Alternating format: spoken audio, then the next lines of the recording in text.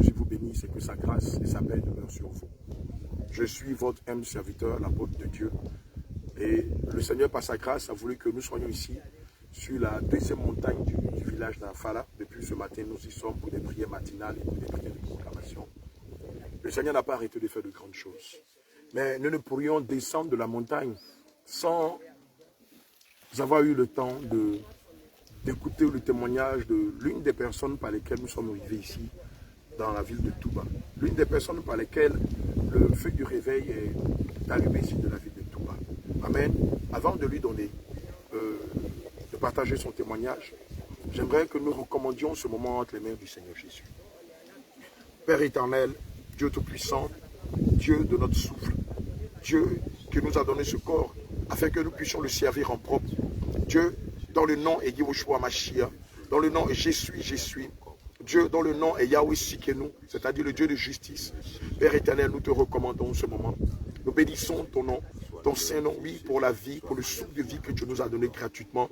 Seigneur, je te prie, Père, Seigneur, de conduire ce moment selon ta grâce. Seigneur, soumets-nous à ta volonté. Et que ce témoignage, Seigneur Jésus, puisse édifier, Seigneur, l'une de tes brebis, ici même en Côte d'Ivoire, ici même en Afrique et partout ailleurs.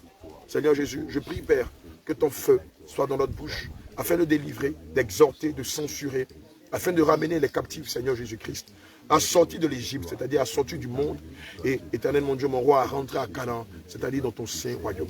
Seigneur, que toute chose se fasse selon ta volonté et ta dispensation, au nom de Jésus, j'ai prié. Amen. Bien-aimés, le livre de Psaume 119, versets 1 à 2 dit, « Heureux ceux qui sont intègres dans leur voie, qui marchent selon la loi de l'Éternel. Heureux ceux qui gardent ses préceptes, qui le cherchent de tout le cœur. » Bien-aimé, je l'ai dit tantôt, je ne suis pas seul aujourd'hui devant vous. Je suis accompagné du bien-aimé, de l'homme de Dieu Élie. Et le Seigneur a voulu qu'il nous partage son parcours, sa vie passée et sa vie présente. Qu'il nous partage sa conversion, les obstacles qu'il a connus avant sa conversion, les misères qu'il a vécues avant sa conversion. Et comme on le dit chez nous en Afrique, lorsque la tête est là, le chapeau, les genoux ne portent pas le chapeau.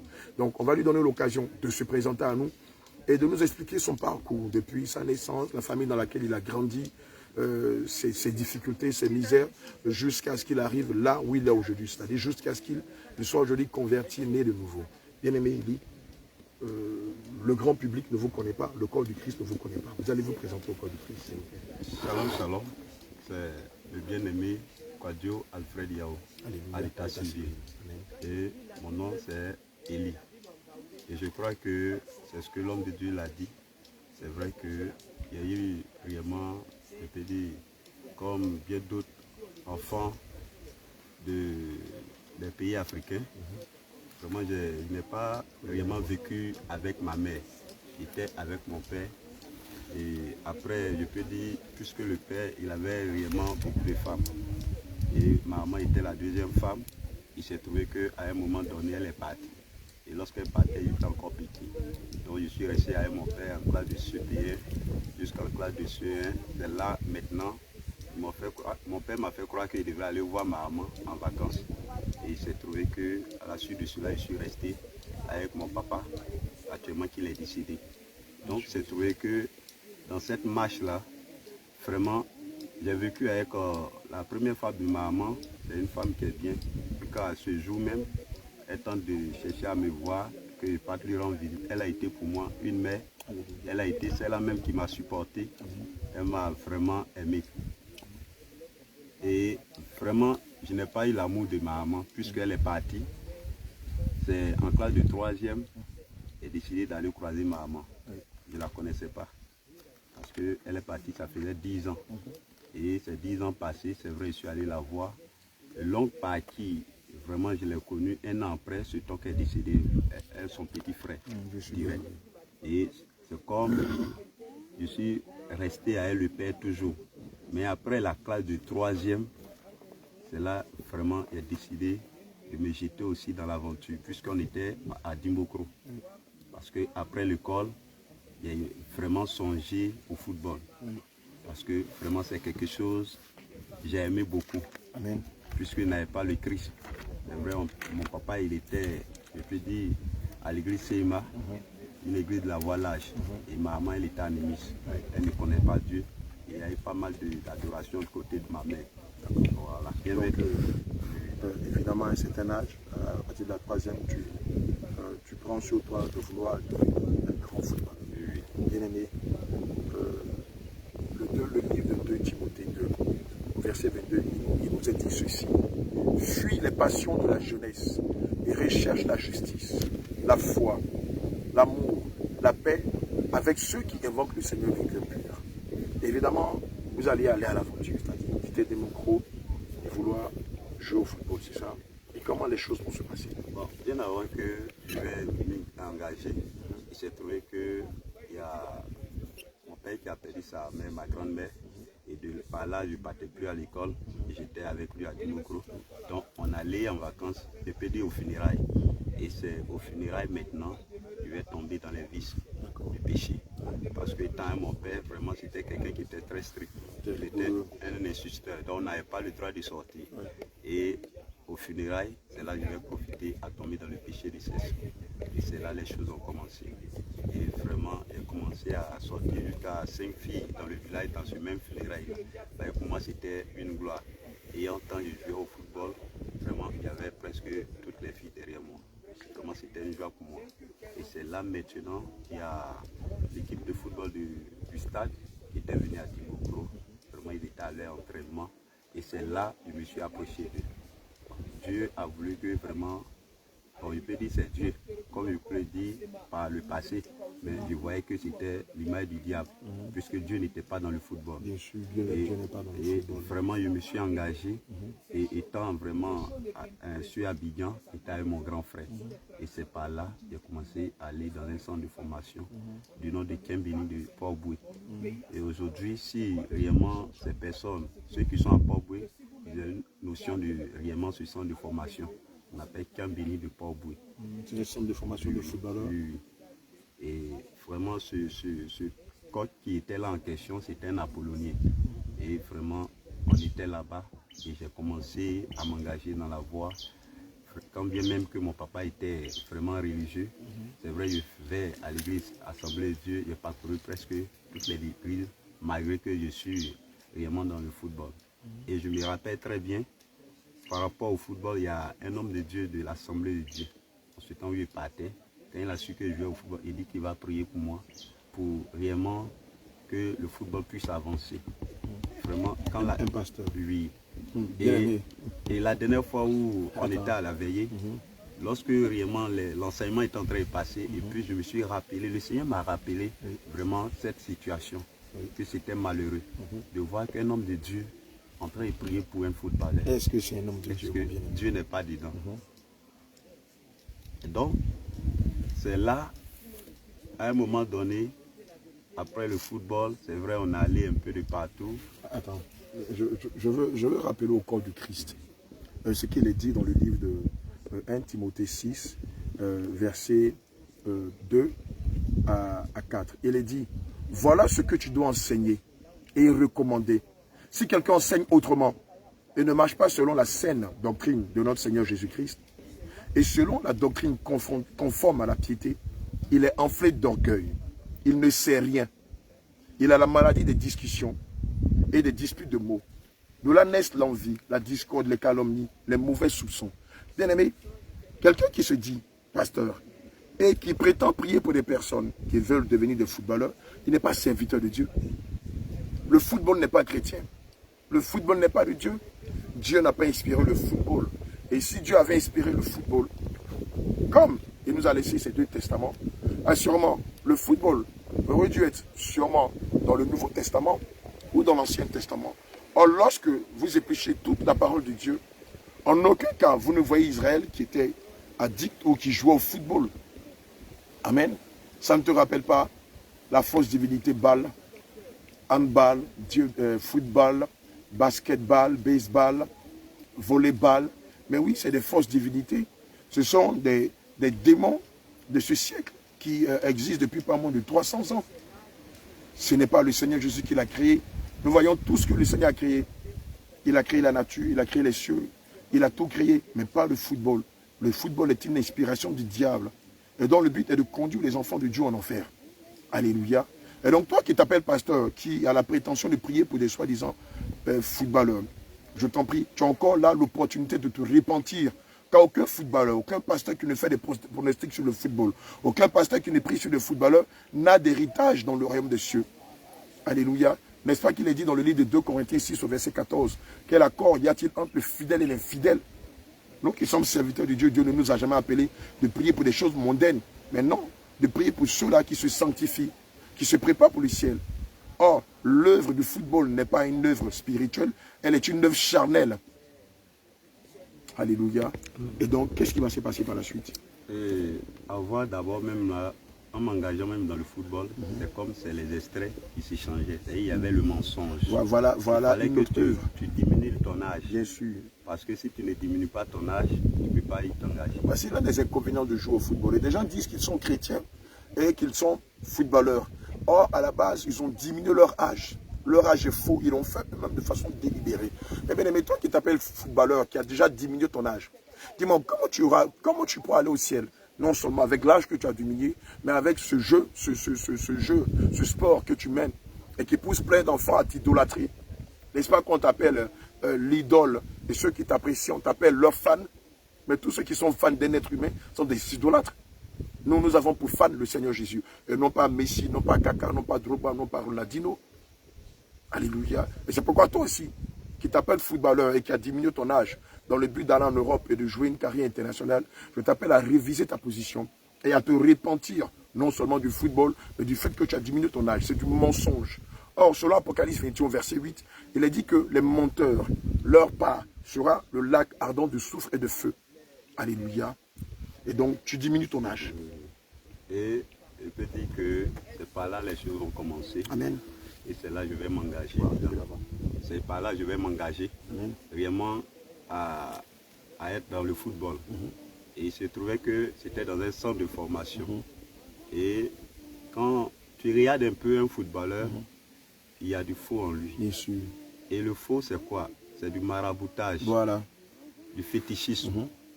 Et tu vas voir, il y a la jalousie, la haine qui est dedans. Entre vous footballeurs, oui, oui. La rivalité. Voilà, parce que chacun lutte à avoir le meilleur des postes. C'est ça. Et si par malheur, tu te trouves avec quelqu'un qui a le même poste que toi et qui il aime le fétichisme, il faut savoir que soit il peut prendre un de tes maillots, soit un de tes dessous, ta chaussure, ton éponge, ta serviette. Et il s'est trouvé que j'ai perdu mon maillot que je prenais pour m'entraîner. Et par moment, je me rappelle de cela, je vois que vraiment il y a du faux dans ce qu'on est en train de faire. Bien aimé, regarde ce qu'il est dit dans le livre de Deutéronome 18, versets 9 à 10. Il est dit, je vais prendre le verset 10. Qu'on ne trouve chez toi personne qui fasse passer son fils ou sa fille par le feu, personne qui se livre à la divination, qui tire des présages, qui ait recours à des techniques occultes ou à la sorcellerie. Bien aimé, footballeur qui dit que tu es chrétien, c'est à toi que je m'adresse ce matin par le témoignage de notre bien-aimé. Mais dis-moi, en tant que chrétien, le Seigneur te recommande d'aller chez les marabouts.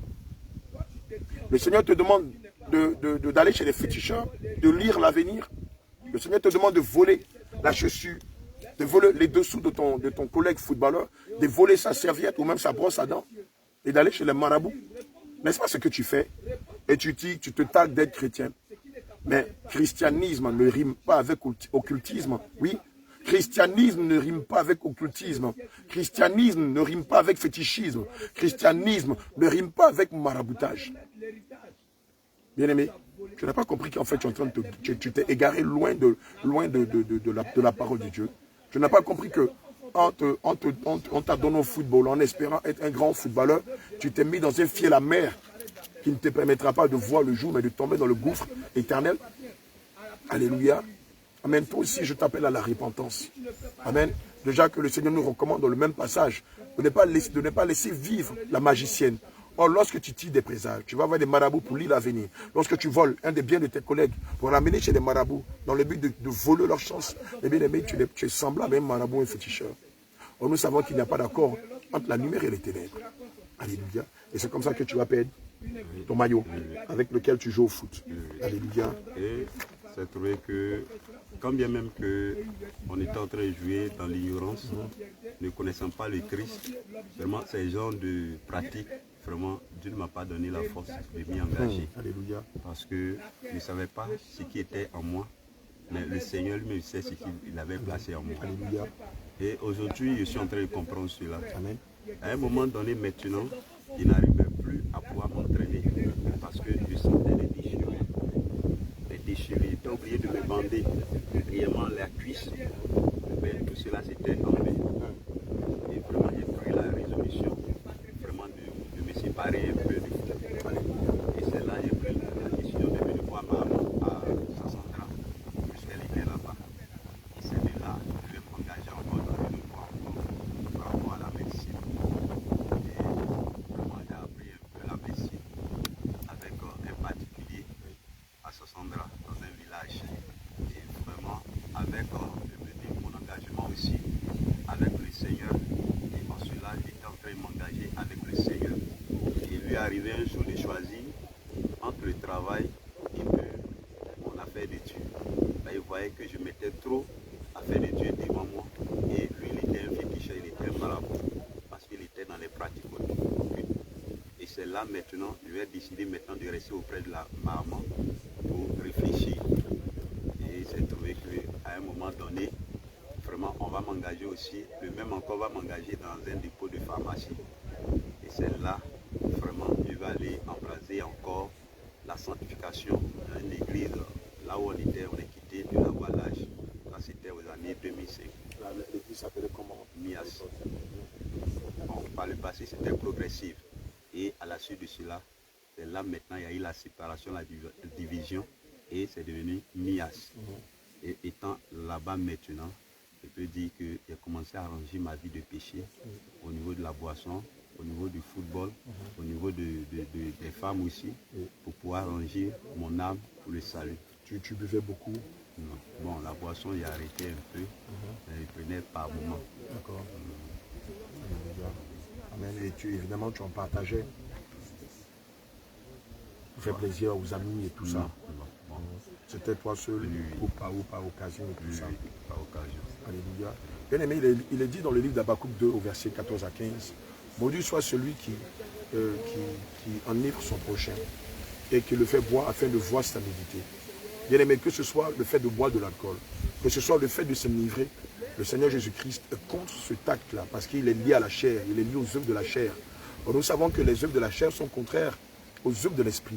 Évidemment, dans son jeune âge, autant un peu plus jeune, il avait cette attirance pour l'alcool. C'est vrai que ce n'était pas un alcoolique, amen, mais comme beaucoup de jeunes gens, de temps en temps, on va dire occasionnellement, il buvait.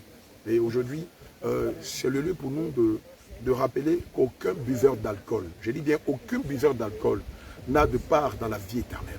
Bien aimé, nous sommes des citoyens célestes et non pas des citoyens terrestres. Amen. Ceux qui sont citoyens terrestres, ça donne à l'alcool, à la beuverie, à l'enivrance, à des orgies, dont l'inspiration vient de l'alcool. Alléluia. Si tu avais un problème avec l'alcool, c'est le lieu pour toi, mon bien-aimé, de te repentir de l'alcool et de réellement t'attacher au Seigneur Jésus-Christ. Et si tu vois que c'est une addiction, cherche à rencontrer les hommes de Dieu de la Sainte Doctrine, du Réveil International Jésus revient. Assurément, par leur entremise, le Seigneur te délivrera et tu pourras le servir en esprit et en vérité. Alléluia. Donc, évidemment, tu rentres dans une église qui prêchait la sanctification. C'est ça? Bon, et donc, tu prends des résolutions. Je reviens un peu sur l'alcool. Parce que avant que j'aie arrivé à Sassandra, j'ai trouvé que quand j'étais à Abidjan, là où je jouais au foot, j'étais dans un dépôt de boissons. C'est vraiment, on livrait ça, on vendait réellement aux particuliers, aux clients, dans les magasins. Et il s'est trouvé que nous-mêmes, on était des voleurs, parce qu'il y avait la tromperie dedans. Et vraiment, les choses qu'on faisait, je le dis à ma propre honte, parce que ce n'était pas bien devant le Seigneur. On peut prendre la boisson pour aller servir les gens, et on prend, puisqu'on était dans le même quartier, c'est seulement on enlève les bouteilles et puis on dépose à la maison, et puis les bouteilles vides, et puis on vient, et puis c'est comme on fait casser ce qui est en bas, on casse et puis on vient donner au gérant pour lui dire que la bouteille qu'on a envoyée là, tous sont cassés. En temps, on a gardé ça chez nous à la maison pour pouvoir boire nous-mêmes. Vraiment, quand je vois cela, je vois que quelqu'un qui s'engage à la boisson, d'abord, il y a le faux, il y a le mensonge, il y a la tromperie qui est qui est en lui. Donc, raison pour laquelle il revient encore sur ce pas de boisson pour dire à mon frère ou bien à ma soeur, seul ou bien celui-là même qui est encore dans la boisson, de sortir de là parce que cela va le conduire à l'enfer. Et que cela n'est pas bien pour lui. Même si tu es chrétien, tu es dans une religion et que tu te dis que tu es chrétien, laisse-moi te dire, la boisson ne pourra pas te sauver.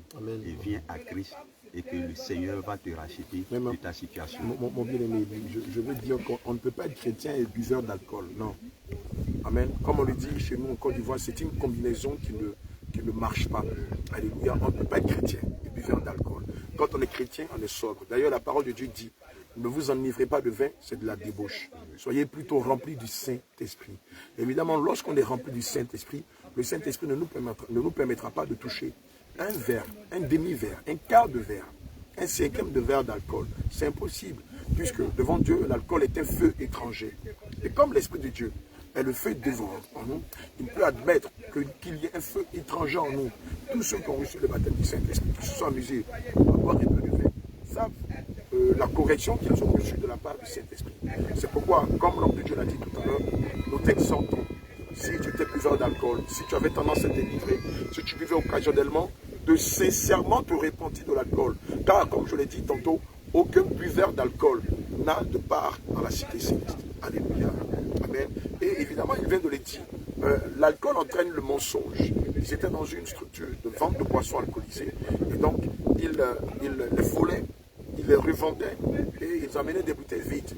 Et cela avait pour effet de donner l'impression à leur patron que c'était des bouteilles perdues. Lisons ce que dit le livre d'Apocalypse 21 au verset 8. Alléluia. Il est dit ceci. Mais pour les lâches, les incrédules, les abominables, les meurtriers, les débauchés, les magiciens, les idolâtres et tous les menteurs. Et tous les menteurs. Et tous les menteurs. Leur part sera dans l'étang brûlant de feu et de soufre. Cela, c'est la seconde mort. Alléluia. Et dans cet entrepôt-là, c'est vrai qu'il y avait notre gérant en question qui était avec une fille. Et pour finir, moi aussi, je suis sorti avec elle. La même fille. Devant le Seigneur, vraiment, c'est des choses qui ne sont pas agréables. Amen. La Bible nous recommande selon 1 Corinthiens 6, verset 18, de fuir l'impudicité. Alléluia. Et non pas de nous rapprocher de l'impudicité. Malheureusement, le diable utilise cette malice-là pour tromper les brebis du Seigneur Jésus. De le pousser à l'impudicité en tout genre. Ça peut être la masturbation, la prostitution, ça peut être la débauche, ça peut être la pédérastie, le lesbiennage et tout ça. Et plusieurs enfants de Dieu qui ne sont pas encore à la sainte doctrine sont attachés à ces choses. Et on est même surpris de savoir que certaines personnes qui sont des religieuses ne savent même pas que le fait de vivre dans le concubinage, c'est un péché. Il y en a qui ne savent même pas que le fait de vivre dans le concubinage, c'est un péché. Oui, c'est un acte normal. Pourquoi? Parce que dans leur communauté, on ne leur enseigne pas de fuir l'impudicité. Alléluia. Et évidemment, tu tombes dans l'impudicité. Et Dieu, par sa grâce, quand je suis venu voir ma maman à Sassandra, c'est là, il dit en 2005, j'ai embrasé réellement la sanctification dans l'église de la Voie Lage. Alléluia. Et quand bien même il était dans la Voie Lage, vraiment, je m'imprégnais beaucoup dans les Écritures, selon ce qu'on nous enseignait. Parce qu'il fallait que je me rapproche de Dieu maintenant. Car la vie du passé, ce n'était pas ainsi. Et c'est là que je vais croiser une fille qui était à Boaké. Elle partait à l'école. Et j'avais décidé réellement de la prendre pour femme en mariage.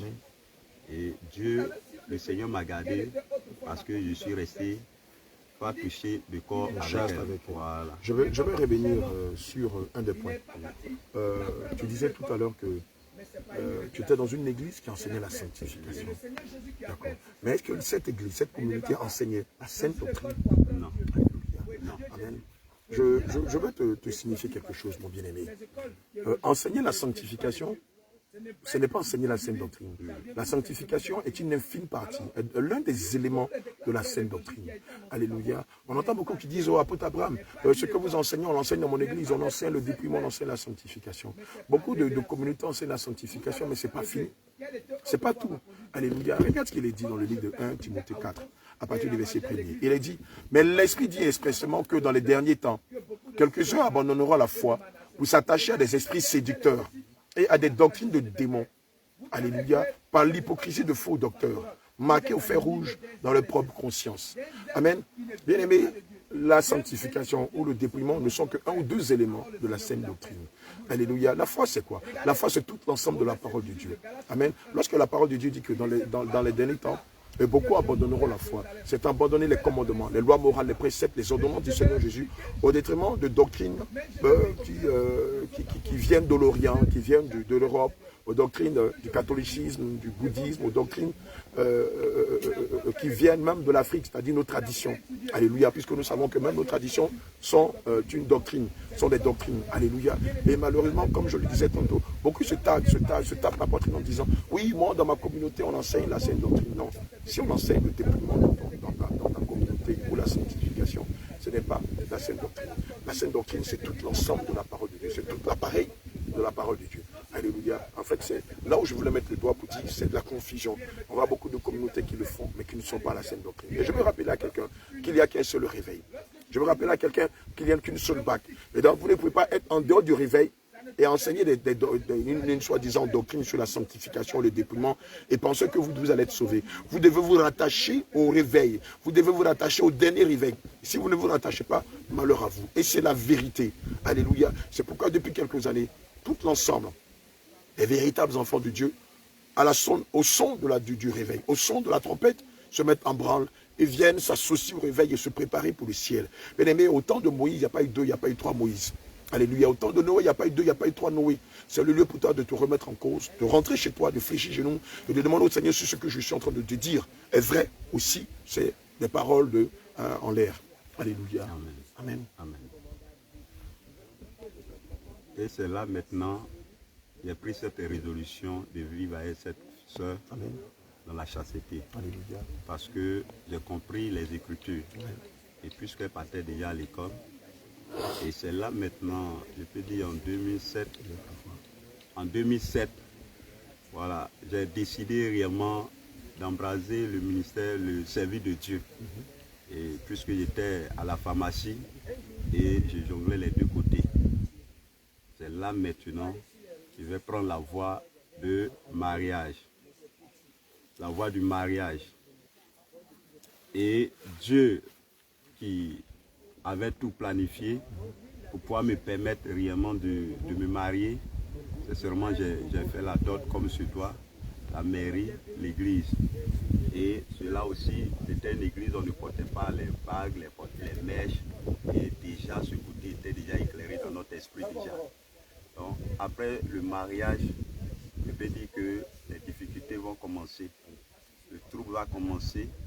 Et c'est là maintenant, un jour, je vais en ville, je suis allé prendre, je peux dire, le colis de la pharmacie. C'est là que je vais perdre le colis, puisque tout était prémédité, comme on peut le dire. Et presque tout mon sac avec le colis de médicaments est perdu. Voilà, tout est perdu. Ça, je me rappelle très bien de la date, c'était en 2010. Et c'est là, c'est perdu comme ça. Il s'est trouvé que j'étais arrêté, il sait quoi dire. Qu'est-ce que le patron va dire? Qu'est-ce que mes employeurs vont dire? Vraiment, j'ai remis tout dans la main du Seigneur Jésus. Parce que c'est lui seul qui pouvait me défendre. Et je n'avais que seulement mon portable pour appeler ma femme pour lui dire, ah, voici telle situation qui m'est arrivée. Et je l'ai appelé, puisqu'il n'avait plus le transport sur moi pour retourner. Il n'avait plus d'argent sur moi, c'est seulement le portable. Et notre pasteur, en son temps, lui aussi m'a envoyé le transport aussi. Mais sur le coup, je ne suis pas rentré. Je suis resté sur la ville, vraiment dans un moment de 3 jours. Et après ces 3 jours, vraiment, je voyais la vie d'une autre manière. Et bien d'autres disaient que c'était l'appel de Dieu. Bien d'autres disaient que vraiment, c'est Dieu même qui est en train de te prouver. Vraiment, j'étais confus. Et vraiment, j'ai pris la résolution de m'attacher, comme on peut le dire, à l'appel de Dieu. Et c'est dans ça, un jour, le patron en question, vraiment, j'ai envoyé quelqu'un pour aller lui demander pardon pour le colis qui est perdu. Un de mes amis, qui aussi était dans la médecine, lui, il était lui-même propre. Et c'est dans ça maintenant, mais il a eu le voir, il dit vraiment, puisque en ce temps, c'est Alfred, il connaît. Il dit, ah, Alfred, je le connais. C'est pas aujourd'hui, on travaille ensemble. Donc, si cela est arrivé, moi je n'ai rien à dire. Je considère que c'est quelque chose qui est perdu, c'est perdu. Et c'est comme ça, après la prière, c'est comme ça le Seigneur a planifié les choses. Et c'est dans ça maintenant, je reviens encore auprès de ma femme et je lui ai dit que je ne peux pas aussi rester comme ça, puisque je ne fais plus rien. Donc il fallait que je retourne chez mon ami aussi, vraiment pour qu'ensemble on puisse travailler. Tu avais perdu ton emploi après la perte du colis. Oui. Et c'est là que je suis retourné auprès de lui. Et vraiment quand je suis arrivé, c'était tous les problèmes qu'il avait. Ma présence a créé tous les problèmes. Tout était bloqué autour de lui. Ça ne te rappelle pas l'histoire de Jonas? Et c'est là, je l'ai fait asseoir un matin. Il dit, mon frère, vraiment, je sais que tu veux que je travaille avec toi. Mais à la l'allure où ça va, je vois que tout est fermé autour de toi. Il faudrait que je vérifie un peu auprès de ma femme pour qu'on réfléchisse. Qu'est-ce que tu veux? Et c'est là, vraiment, il n'était pas d'accord. Mais il a accepté que je vienne. Voilà. Et je lui ai dit, mais je vais t'aider aussi d'une autre manière. Il y a des jeunes gens que je peux les encourager avec du maître. Du coup, ils ont créé. Et au travers d'eux, c'est comme ça, les cliniques vont s'ouvrir et puis ils vont travailler. Mais toujours est-il qu'on est ensemble. Quand bien même que je suis engagé dans la voie de Dieu, mais on est ensemble, on ne peut pas se séparer. Et c'est par là maintenant, le frère Jérémie, c'est là que je l'ai préparé. Et c'est comme ça son histoire a commencé. Et de par là maintenant, je reviens encore, vraiment, je constate que quelqu'un qui avait quelque chose avant, et puis la personne n'a plus rien, c'est un franc. Mais il faudrait que ma femme va se débrouiller avant que j'ai quelque chose. Vraiment c'est compliqué, je ne peux pas m'asseoir pour regarder. Et c'est là encore, je vais prendre l'argent et donner à la femme de l'autre pasteur qui partait sur Avignon pour aller payer des médicaments. Mais le Seigneur l'a bloqué. À cause de moi, elle n'a pas eu le véhicule pendant presque 2 jours. Et ces marchandises qu'elle a payé, les oranges, les choses qui se gâtaient, vraiment, j'ai dit donne-moi l'argent. Et elle prend pour aller à Boaké, près de l'homme de Dieu qui était à Boaké, ensuite dans l'église de la Voilage. Et elle m'a donné l'argent. Quand j'ai pris l'argent, le même jour où j'ai pris l'argent, la femme, elle a eu le véhicule pour aller en ville, pour aller vendre. Et c'est là que je suis allé en 2012 à Boaké, vraiment pour être auprès de l'homme de Dieu, pour qu'il puisse m'orienter selon, réellement, je peux dire, là où on était avant, croyant qu'on était dans la bonne voie. Et c'est comme ça ça s'est passé. Donc maintenant, après 4 mois passés auprès de lui là-bas, et c'est là que je me suis retourné sur le village de Ramatoulaye, parce que c'était dans la région de Sassandra. On a entendu le fameux nom Ramatoulaye. Je crois que c'était la semaine dernière. On a tous été étonnés de savoir qu'on a un village ici en Côte d'Ivoire qui s'appelle Ramatoulaye. C'est dans quelle localité? C'est dans la localité de Sassandra Fresco. C'est un village musulman? Oui.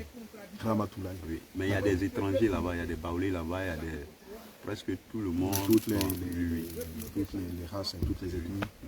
D'accord, ok. D'accord, donc tu pars à Ramatoulaye. Je retourne encore en famille, c'est là ma famille était. Et c'est là maintenant je vais faire une escale là et de là maintenant je vais aller sur un autre village encore pour pouvoir commencer à servir Dieu. Vraiment je suis allé, j'ai passé presque 1 an là, ça n'a pas marché, je suis reculant encore. Et j'ai commencé à me promener un peu de partout pour pouvoir encourager les frères parce que j'étais engagé ensuite comme un évangéliste. Donc je partais pour réellement encourager, exhorter les frères, là où réellement on a déjà annoncé je peux dire la sanctification comme on le disait par le passé, vraiment on les encourageait en cela. Et je m'engageais fort pour que réellement cette vérité aussi soit annoncée. Et c'est là maintenant je vais prier au Seigneur de m'orienter. Et le Seigneur va m'orienter sur la ville de Touba. Et c'est par là en 2016, j'ai foulé les pieds de ce village de Touba. Voilà. En 2016. D'abord, je suis venu en 2015 pour venir voir le terrain. Et c'est là en 2016 je suis venu avec ma famille. Au départ, tu étais venu pour l'œuvre ou pour cultiver la terre? Bon, au début, d'abord je suis venu pour voir la terre aussi.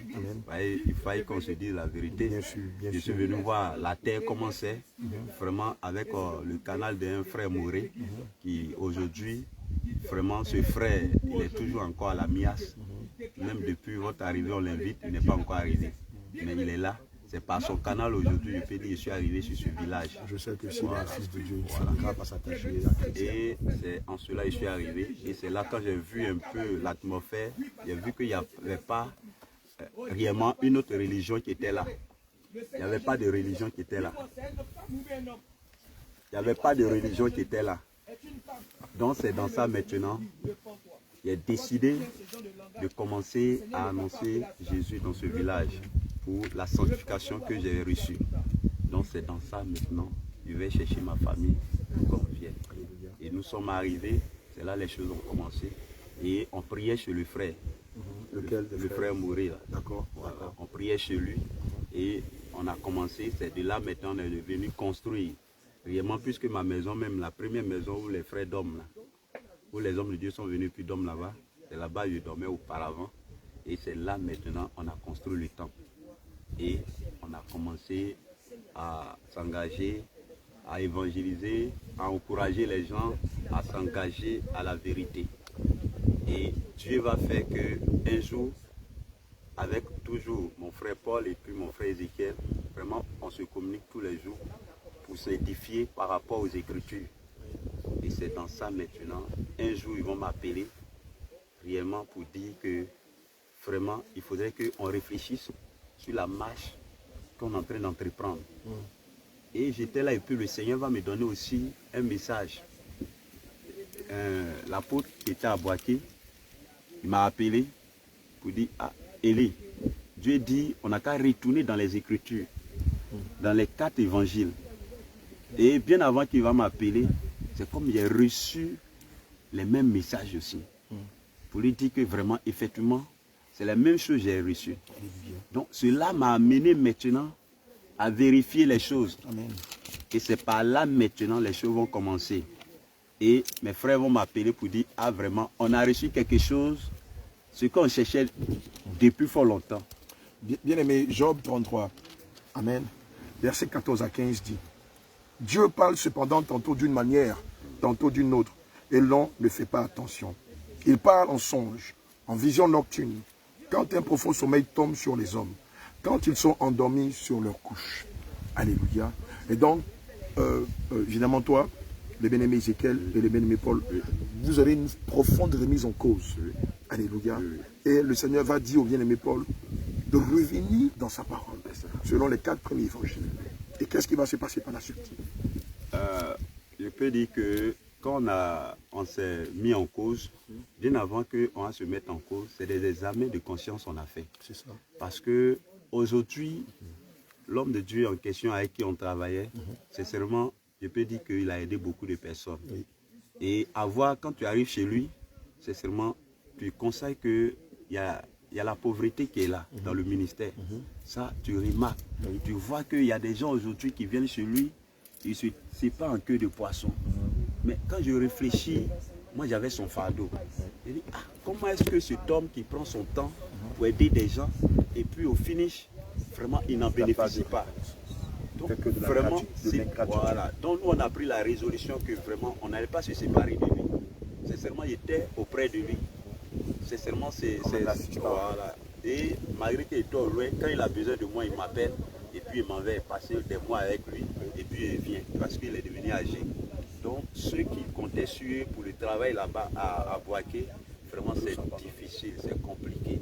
Et à voir aussi, même étant dans l'église même, tu voyais, il y a des personnes qui étaient dans des mèches, quand bien même qu'on prêchait la sanctification. Et il y a une femme du nom de Gracia qui l'avait reçue même dans son église. Sincèrement, moi j'ai remarqué que quand bien même qu'elle était partie là, il y avait vu une alliance dans sa vie. Voilà. Ça m'a fait beaucoup tiquer. Voilà, bien aimé, il parle du témoignage de Gracia. Après tu crois, j'étais un coup d'œil sur la montagne et tout ça. Voilà. Il nous parle du témoignage de Gracia. Et ce qu'il a surpris, c'est que Gracia qui était venue rendre un témoignage dans leur église à Mias, portait elle-même un anneau. Amen. Et plusieurs fois, je crois qu'elle était interpellée pour lui dire, mais toi, tu ne peux pas dire que tu vas aller en enfer et garder une bague de mariage en ton doigt. Tu sais que c'est un piège. Et donc, c'est le lieu pour nous d'interpeller la bien-aimée Gracia du Togo, hein, qui a vécu, je crois, entre 12h et 14h, 14 minutes, 12h, 12 minutes, voilà, 12 jours, 12h, 12 minutes. qui a été ravi par le Seigneur Jésus, qui a vécu le ciel et l'enfer. Et on est tous surpris de savoir que la bien-aimée porte un amour droit. Or, Gracia et son mari savent pertinemment que tous ceux qui portent des bijoux n'iront pas au ciel. Et le Seigneur ne fait pas d'exclusion en ce qui concerne les bagues de mariage. Puisque lorsqu'on lit le livre de 1 Timothée 2, verset 9, et lorsqu'on lit le livre de 1 Pierre 3, verset 3, et lorsqu'on lit le livre d'Ésaïe 3, verset 16 à 24, et lorsqu'on lit le livre d'Ézéchiel 7, verset 19 à 22, on voit bien pertinemment que le Seigneur nous interdit formellement le port des bijoux. Lorsqu'on lit Genèse 35, verset 1 à 6, et Exode 33, verset 1 à 5, le Seigneur même a mis en garde Israël. Et Jacob contre le port des bijoux. Pourquoi est-ce qu'il ferait une exclusion en ce qui concerne la bien-aimée Gracia? Donc Gracia, avec tout l'amour et la considération que nous avons pour toi, nous te demandons de revenir à ton premier amour. Tu ne peux pas dire que Dieu interdit le port des bijoux et puis toi, de façon exceptionnelle, tu portes une bague de mariage. Or, toi et moi, nous savons que la parole de Dieu dit que Dieu n'est pas le Dieu qui reçoit des présents, car Dieu ne fait exception de personne. Alléluia. Et donc, s'il a conduit des personnes avant toi, en enfer parce qu'ils avaient porté une bague de mariage, je ne crois pas que Gracia, en ce qui te concerne, il en fera une exclusion. Donc, si tu m'écoutes et que cette vidéo te parvient, je t'en prie, avec beaucoup d'amour et de respect, débarrasse-toi de ta bague. Sans quoi, malgré toutes les tournées que tu fais dans le monde, malgré ton témoignage qui édifiait des millions de personnes et qui ont ramené plusieurs captifs à se débarrasser de leurs bijoux, toi, tu ne pourras pas entrer au ciel. Rappelle-toi cela. Que le Seigneur te bénisse. Et oui. Et lorsque j'ai vu cela, vraiment ça m'a interpellé beaucoup. Donc ce sont des remarques que nous avons faites. Parce qu'on constate que nous, on est au village, on constate que nous, étant au village, on décide réellement de vivre la sanctification. En tant que ceux qui sont, nos dévanciers qui sont dans les différentes villes, vraiment quand tu arrives dans les églises, vraiment c'est de la même. Et on voit que c'est différent de ce que eux vivent avec nous. Donc, voyant réellement ces situations, déjà on était déjà habitués à travailler seuls. Et par moment, je les interpellais pour dire que vraiment c'est difficile en tout cas ici. Vraiment, venez-nous en soutien. Parce que quand vous ne venez pas, vraiment le peuple de Dieu, par un moment c'est compliqué. Donc, vraiment, je veux dire, puisque dans la mission IAS, il y a un président, et le président en question m'a interpellé là-dessus pour dire que, de voir si on peut trouver un lot en ville. Mais après réflexion, j'ai vu que par moment, ça sera un piège. Bah, il faille que, s'il y a lieu qu'on doit trouver un lieu en ville, il faille que nous puissions être d'abord mûrs, un village, et puis maintenant on s'en va. Parce que la ville a ses réalités. Et le village aussi a ses réalités. Déjà, on est déjà habitué au village. On doit d'abord être sûr que là où on s'en va, on a une base réellement qui peut réellement nous soutenir par rapport au travail que nous sommes en train de faire. Et sans cela, je ne peux pas m'engager. Et c'est cette résolution que j'avais prise. Donc maintenant, lorsque les frères et moi, on a pris la résolution de vérifier les Écritures, c'est là un jour, Paul va m'appeler par rapport réellement à l'enseignement des femmes. Et quand il m'a appelé, il m'a dit, vraiment, il faut voir le livre de 1 Corinthiens chapitre 14, verset 3 Et vraiment, j'ai vérifié, mais j'ai rejeté ça de revers de la main. Alléluia. Bien aimé, avant que le livre de passage, j'aimerais que tu profites un peu du paysage. Regarde cette belle cible. On voit au loin là-bas la seconde de Dieu Ruth de l'église de Bassam, la chante de Dieu Ruth de l'église de Bassam et la chante Anne de l'église d'Abodé. Voilà, juste à côté, vous avez le bien-aimé de l'église de Fala. Donc, vous pouvez profiter de ce beau paysage-là. Il faut regarder, vous pouvez voir autour de vous des montagnes à perte de vue. Voilà, nous sommes à tout bas, dans la localité de Fala. Voilà, le réveil est embrasé depuis parfois 2 semaines. Et voilà, nous sommes sur la deuxième montagne de Fala. Et d'ici, on peut voir cette merveille que le Seigneur a fait de par sa parole. Il y a ces montagnes, ces collines, ces plaines, ces forêts denses. Amen. Il y a quelques mois, c'était toute une savane, mais grâce à la saison de pluie, toute cette savane est devenue une montagne, une forêt dense. Voilà, et tout autour, vous avez des montagnes. Tout au fond, sur la droite, c'est la Guinée. Voilà, puisque nous sommes à quelques kilomètres, à peine à quelques kilomètres de la Guinée. Donc au fond, à droite, voilà, vous avez la Guinée. Et au fond, dans notre dos, voilà, c'est la Côte d'Ivoire. Tout ce que vous voyez tout autour, c'est la Côte d'Ivoire. Voilà, on peut voir la chute. On peut voir la chute au fond. Voilà, bien aimé, je t'invite à venir à l'école du Saint-Esprit. Bien-aimé, toi qui nous écoutes, je t'invite à venir découvrir l'école du Saint-Esprit, ses réalités. Évidemment, il faudra mettre de côté ton orgueil, ton moi, ton ego, il faudra mettre de côté ta vieille nature et te faire humble. Voilà, tu es devant le trône de Dieu. Alléluia. Amen. Et donc, vous avez un projet d'ouvrir une église en ville. En fait, concernant l'église en ville, c'était au fait, c'est pour que moi-même je parte en ville. Et les frères qui sont ici, ils allaient rester ici. D'accord. Donc, il était question que tu sois affecté en ville. C'était dans quelle ville? À Touba. C'était à Touba. D'accord. Alléluia. Et par la suite, comment les choses vont se dérouler? Par la suite, j'ai décidé de ne pas partir. D'accord. Et quelles étaient les raisons ou les motivations qui t'amenaient à refuser d'y aller? D'abord, il y a ma famille qui est là. Et déjà, étant au village ici, vraiment c'est difficile. À plus forte raison, étant en ville. Dieu merci ici, nous-mêmes on a notre maison, on ne loue pas maison, on ne paye pas l'eau. Et le courant aussi, c'est la même chose. Donc, il y a encore les réalités qui sont là, des difficultés du village qui sont là. Donc, à savoir, étant dans une savane comme ça, vraiment, si tu n'as pas travaillé, tu ne peux pas réellement manger. Donc, il faut que tu travailles. Et aller t'asseoir en ville, vraiment, il faut savoir que c'est des dépenses qui sont réellement déjà positionnées. Donc, il est mieux de ne pas servir Dieu avec des fardeaux. Il est mieux de servir Dieu, voilà, avec un cœur libre et dans la joie. Et là, tu sais que ce qui va arriver, tu sais que c'est Dieu qui a permis cela. Mais si toi-même tu t'en as provoqué, précipité maintenant ton départ sur la ville, je constate que ça sera pour toi seul. Parce qu'eux, ils sont déjà très loin de toi. Et leur apport, vraiment, ça sera compliqué. Parce qu'on a vu pas mal d'expériences là où réellement des bien-aimés ont souhaité qu'on les soutienne par rapport aux toitures réellement de la mission de l'église. Vraiment, c'est difficile. Pour la construction, c'est difficile. Donc, moi, j'ai préféré taire ma bouche pour rester avec les frères, les bien-aimés qu'on sent, pour qu'on puisse organiser nous-mêmes pour pouvoir faire le travail ici. Et c'est par là maintenant, avec cette grâce que le Seigneur a permis que nous recevons, et c'est dans ça maintenant qu'on a commencé à feuilleter les Écritures. Et quand le frère m'a parlé par rapport à l'enseignement des femmes, vraiment j'ai rejeté. J'ai rejeté l'enseignement parce que par le passé, les hommes de Dieu ont dit que ça c'était au temps des Corinthiens. Et c'est à ce moment-là, comme c'était une ville de commerce, et ces femmes-là, elles étaient des prostituées. C'est de la mauvaise Donc elles foi. se livraient réellement à la prostitution, raison pour laquelle l'apôtre Paul a signifié qu'elles doivent se taire. Et qu'à ce moment où nous sommes là, ce n'est plus à notre temps. Et que l'Esprit de Dieu est venu pour tout le monde. Donc il permet à la femme de travailler comme l'homme. Alléluia. On va lire ce passage-là. C'est de la mauvaise foi. C'est mettre toute la parole de Dieu en doute. Et c'est aller même avoir la prétention de dire que la parole de Dieu n'est pas l'inspiration de Dieu, mais est une œuvre charnelle.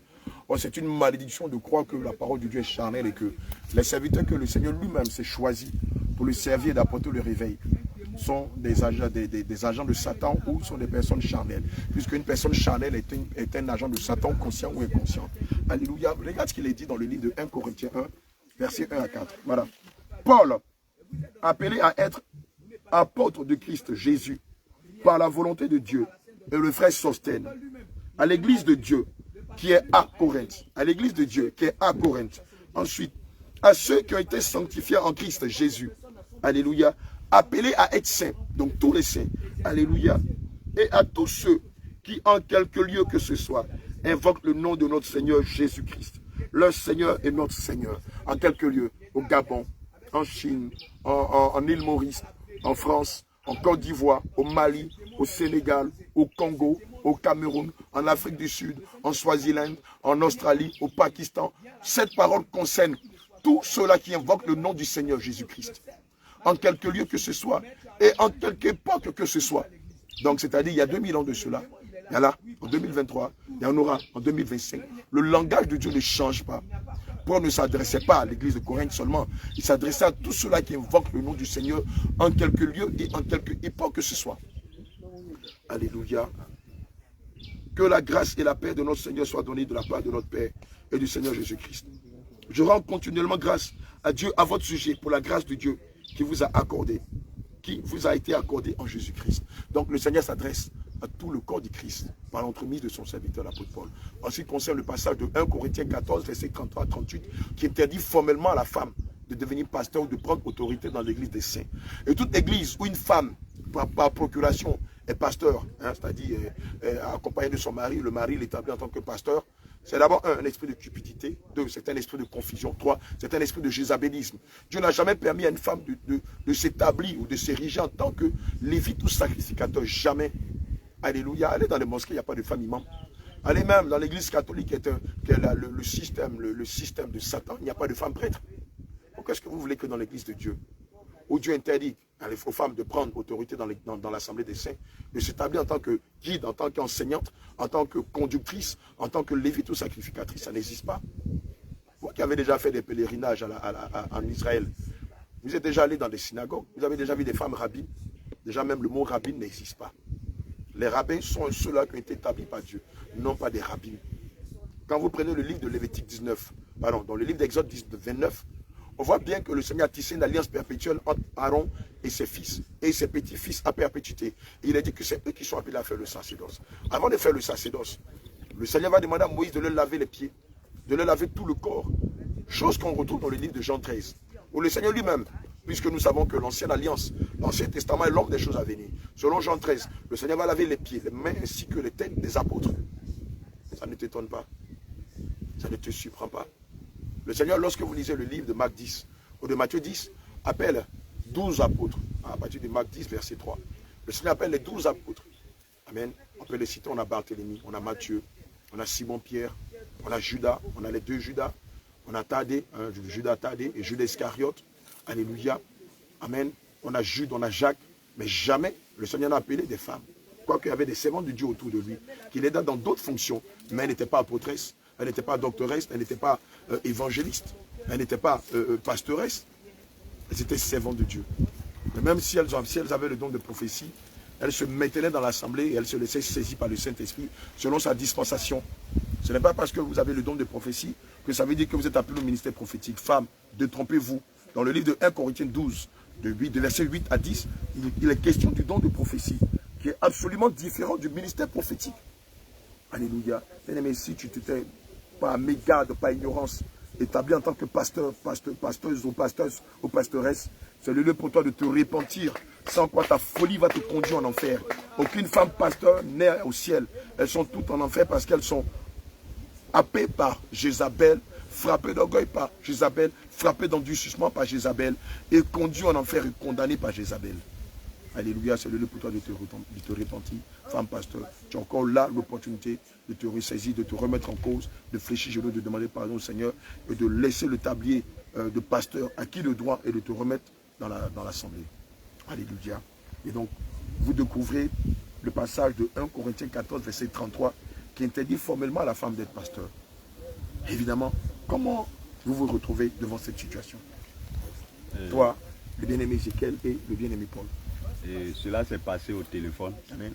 Bon, puisque je me suis rappelé un peu, un temps on a fait une formation auprès d'un homme de Dieu, qu'on appelait Char d'Israël.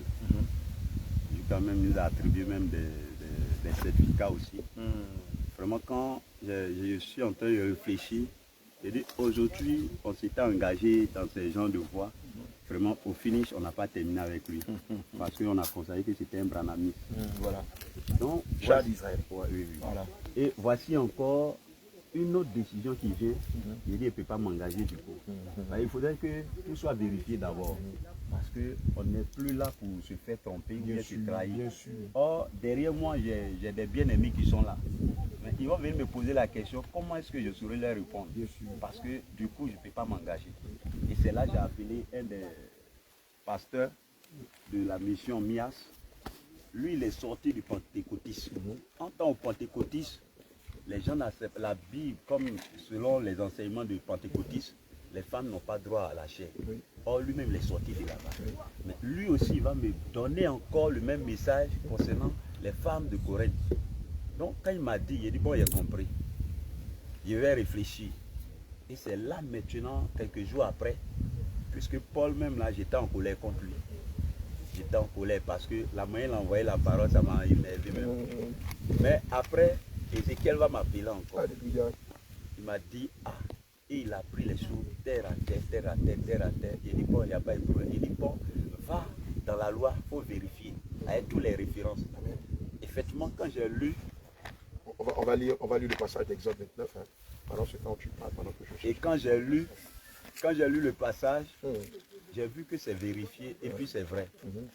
Donc, qu'est-ce que je dois faire? Ma femme est là. Qu'est-ce que je vais lui dire? Les frères sont là. Elle était pasteur à l'époque, ta femme était. Tu avais l'intention de l'établir pasteur. Non, mais elle prêchait. Évidemment, elle présidait. Oui, elle présidait. Donc, il y a tout ça là. Et elle n'était pas la seule. Et cela va m'amener à réfléchir beaucoup. Oui.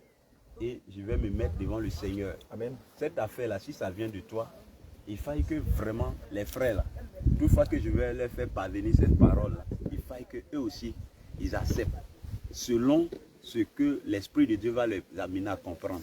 Parce que ça ne vient pas de moi-même. Je ne veux pas aussi envoyer quelqu'un à la perdition, mais je veux les envoyer dans la voie du Seigneur. Amen. Et c'est là maintenant, je vais appeler vraiment le frère Moré, qui était comme un responsable, un ancien de l'église. Alléluia. Et je le fais asseoir pour lui présenter le même message que j'ai reçu. Amen. Pour lui dire que, ah mon frère, aujourd'hui c'est toi, je peux dire que tu es auprès de moi. Mais le travail là, je ne peux pas du coup sauter pour te dire telle chose. Mais du coup, voici ce que le Seigneur m'a mis à cœur de te dire. Donc pour ne pas que cela soit quelque chose de trou pour toi et puis les autres, mais je t'avertis qu'à la longue, avec les écritures que je suis en train de voir, je ne serai pas sûr que l'apôtre en question qu'on marche avec lui là, je vais terminer avec lui. Alléluia. Il dit il a compris. Alléluia. Bien aimé, c'est extraordinaire ce qu'il explique là, ce qu'il est en train de narrer.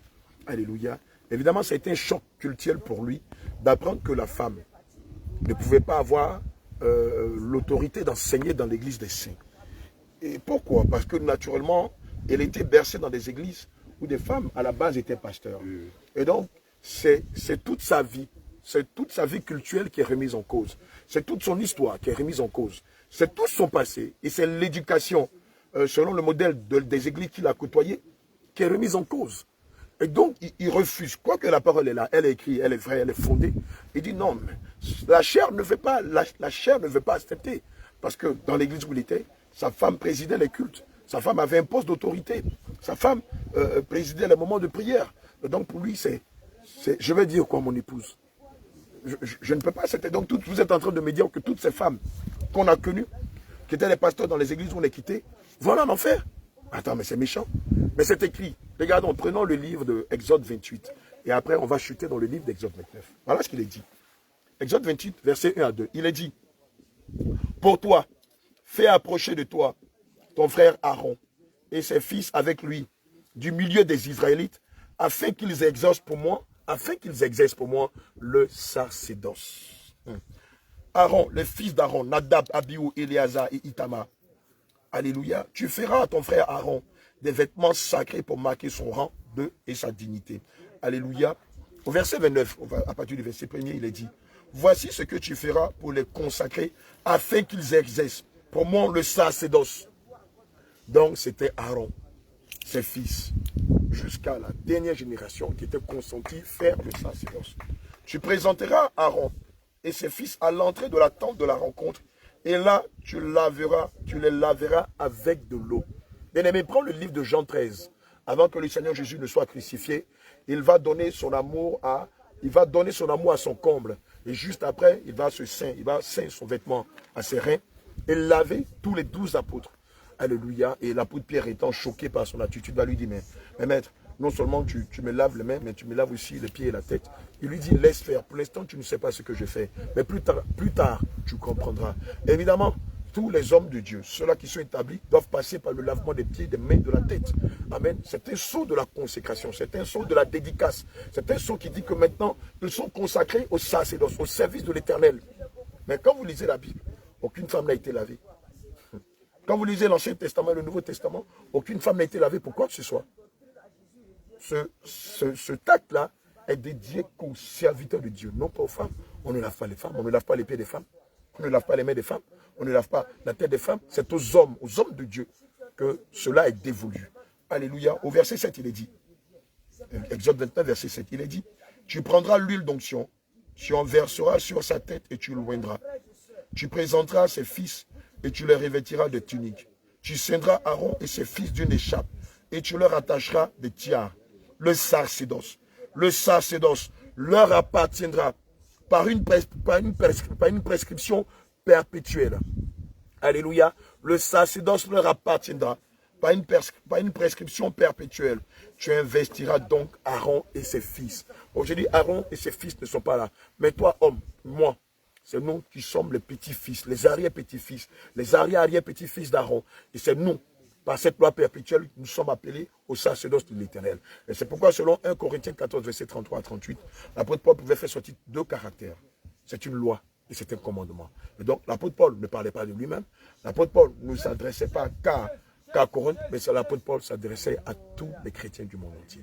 Alléluia. Homme de Dieu, il faudra donner le téléphone à maman Christiane. Elle va prendre le témoignage de Péniel. Comme ça, on gagne un temps. Alléluia. Amen. Donc, c'est en cela maintenant, j'ai déjà abordé le frère. Et lui, quand il est parti, c'est un mouré. En temps, il y avait des mourés dans l'église. Donc, il a préféré aller réunir les mourés et puis il leur a dit catégoriquement que le pasteur ne veut pas qu'on soit encore ensemble avec lui. Et il a fait un lavage de cerveau pour dire aux frères de ne plus s'attacher à la décision que je suis en train de prendre. Et même il a commencé à dire aux frères que vous savez que le pasteur là, Dieu n'est plus derrière lui. Et Dieu n'est plus derrière lui. Et maintenant les frères se sont séparés de nous maintenant. Ils ont commencé à prier chez eux à la maison. C'est là qu'il a expliqué la situation à ma femme. Vraiment, elle a boudé cette situation. Et il y avait une soeur aussi qui était à la maison aussi, c'est la même chose. Ils n'ont pas accepté. Ils n'ont pas accepté. Ils n'ont pas accepté les Écritures. Et les questions étaient beaucoup, questions. J'ai dit oui, c'est qu'on est en train de vous dire. Vraiment, moi je crois que c'est une vérité. Quand bien même que je n'ai pas encore fait l'expérience avec les hommes de Dieu à Bassa, mais quand je vérifie les Écritures noires sur du blanc, je constate que vraiment ça vient de Dieu. Et c'est Dieu même qui est en train de faire. Mais aujourd'hui, regardez aujourd'hui, tout ce qu'ils font là, si c'est du faux là, ils n'avaient pas filmé. Mais nous, aujourd'hui, là où on est passé, on fait les délivrances, on fait quoi que ce soit, rien n'est filmé. Ça veut dire qu'on peut faire du faux dedans. Par moment, on peut faire du faux dedans. Et c'est comme ça, les choses vont commencer à s'empirer pour la décision à la saine doctrine que j'ai prise. Il y aura une déchirure voilà. entre toi, le bien-aimé de Mias, et évidemment toi et le bien-aimé Paul et le bien-aimé Ézéchiel et vos familles respectives. Une déchirure. Et maintenant, je peux dire que nous trois, on s'est unis. Alléluia. Parce qu'on a eu les mêmes esprits, Amen. les mêmes pensées, l'esprit de Dieu. Et on s'est commencé à se réconforter. Alléluia. Et c'est là maintenant, à l'église maintenant, un dimanche, je vais vraiment étaler le message. Amen. On va se déplacer un peu comme il y a le soleil, on continue le direct. Mais vous nous suivez de l'autre côté, voilà, où nous allons profiter un peu de l'ombre de ce table que vous voyez dans notre tour. Alors, donc n'oublie pas de prendre ton épaule. Alors on va se déplacer, voilà, tranquillement, et on va tous aller dans l'autre tour. Alléluia. Voilà, donc, bien aimés, vous nous suivez. Voilà, suivez le combat, donc de l'autre côté, on va. Voilà, donc, je vais mettre mes effets ici.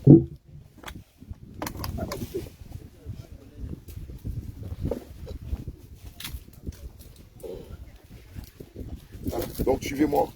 Voilà, vous voyez la racine de la montagne, ça fait très peur. Donc allez-y tout doucement. On va t'envoyer.